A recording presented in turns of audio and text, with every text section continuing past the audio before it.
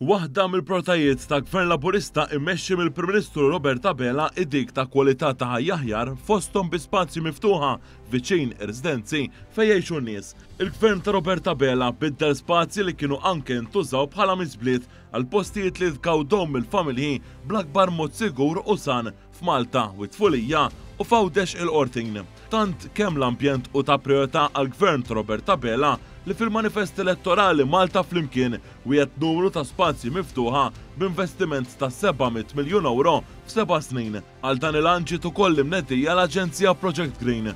Dan wassal biex fl-aħħar snin infetħu bosta proġetti ambjentali fosthom dawk tal-Park tal-Glażiż fil-Kottoniera u Tinċita f'Ħattart, Benajsa, Birżebbuġa u Ġnien Spencer fil-Marsa fost oħrajn. U 4 artijiet li jinsabu f'żona ta' żvilupp San Ġiljan, Ħalluqa, Ħallija u Ħarkirkop se jinbidlu fi spazji ħodor. Ma dan Gvern Laburista żied il-protezzjoni ambjentali f'Ħondoq ir-Rumien, f'Bulebel u żon Orfwitilajn.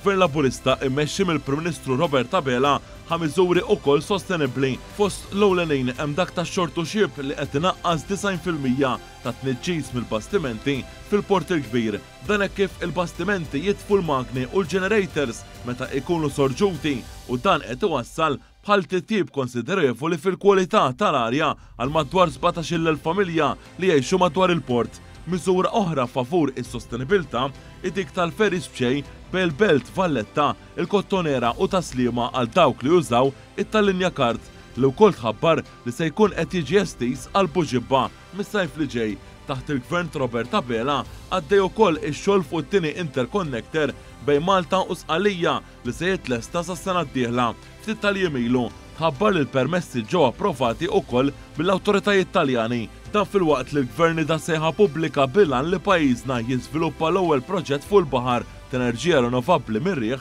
fiż-żona esklusiva ekonomika 12 mil nautiku il-barra mix-Xatt Malti. Fis-settur tal-enerġija, il-Gvern Robert Abela saħħaħ u qed isaħħaħ is-sistema tad-distribuzzjoni tad-dawl b'investiment multimiljonarju. Fil-fora internazzjonali, il-Prim Ministru Robert Abela waqt il-laqgħa tal-Ġnus Magħquda dwar it-tibdil fil-klima ħabbar l-inizjattiva Island for Islands biex tajns ta' tiżar bħal Malta jindirizzaw sfidi marbutin ma' tibdil fil-klima.